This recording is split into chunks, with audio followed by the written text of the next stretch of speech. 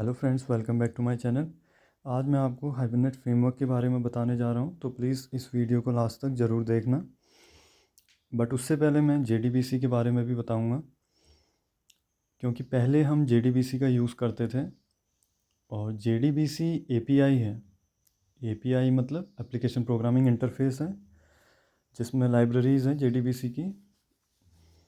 और JDBC जावा database connectivity को हम डेटाबेस से कनेक्ट करने के लिए, डेटाबेस से जब हम कनेक्शन बनाते थे तो JDBC API का हम यूज़ करते हैं। इसमें हम क्या करते थे, ड्राइवर लोड करते हैं। अगर हमारा डेटाबेस MySQL टाइप का है तो हम MySQL डेटाबेस का ड्राइवर लोड करेंगे, उसको रजिस्टर करवाएंगे और फिर उससे कनेक्शन एस्टेब्लिश करेंगे। सेम अगर Oracle SQL का है तो Oracle SQL का ड्राइवर लोड करेंगे। ओके, तो अर्लियर JDBC डेटाबेस से कनेक्शन करने के लिए डेटाबेस में हम मैनुअली टेबल बनाते थे और तब जाके हम उसे अपनी जावा एप्लीकेशन में यूज़ करते हैं। जैसे प्रिपेयर्ड स्टेटमेंट क्लास की मदद से, या हम उसमें अपनी नेटिव क्वेरी बनाते थे SQL, MySQL की या Oracle SQL की नेटिव क्वेरी। ठीक है, तो जैसे MySQL का डेटाबेस होगा तो ड्राइवर लोड MySQL का करेंगे, हम रजिस्टर करेंगे उस ड्राइवर को, जैसे JDBC:MySQL: JDBC ड्राइवर। ओके, तो हाइबरनेट फ्रेमवर्क एडवांस है। हाइबरनेट फ्रेमवर्क एक API नहीं है, एक फ्रेमवर्क है हाइबरनेट। और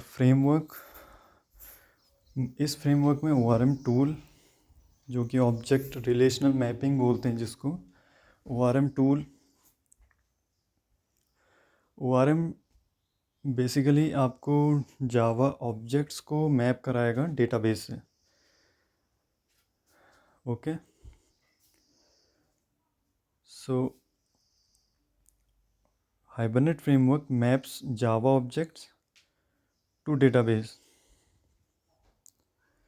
जावा ऑब्जेक्ट्स हम बोलेंगे तो यहाँ पर पोजो की बात कर रहे हैं, plain old Java object.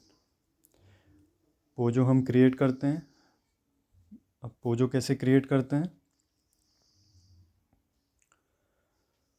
POJO हम सपोज़ करो कोई भी क्लास हमने ली, एम्प्लॉय क्लास, एनी क्लास हम बना रहे हैं, उस क्लास को हमें एक्सटेंड नहीं कराना पड़ता है, कोई दूसरी क्लास से एक्सटेंड नहीं कराना पड़ता, ना कि इम्प्लीमेंट्स कराना पड़ता है कोई इंटरफेस।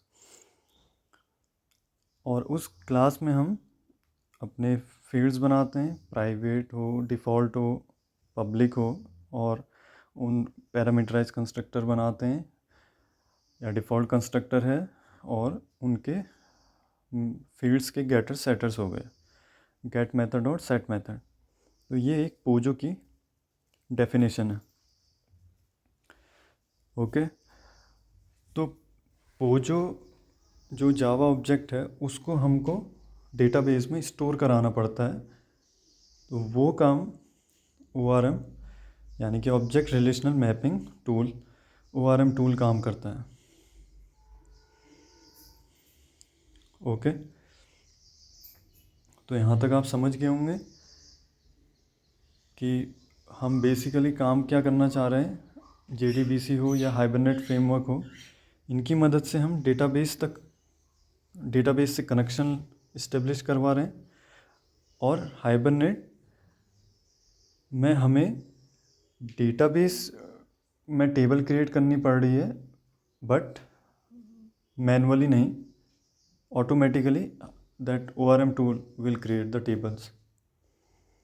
ओके, बट JDBC में मैनुअली हमको पहले टेबल क्रिएट करनी पड़ती थी और फिर जाके अपनी एप्लीकेशन में यूज़ करते थे।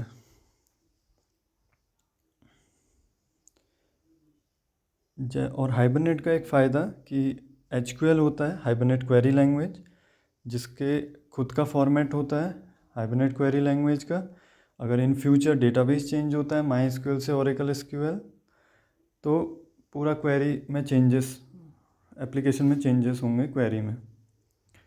बट यहाँ पर अगर इन फ्यूचर कोई डेटाबेस चेंज हुआ तो हाइबरनेट में हमें क्वेरी चेंज करने की ज़रूरत नहीं होती, क्योंकि वो ऑटोमेटिकली डेटाबेस जो भी यूज़ कर रहा होगा वो उसको उस डेटाबेस के करस्पॉन्डिंग क्वेरी को कन्वर्ट कर लेता है। तो ये बेनिफिट भी है। Thank you friends for watching.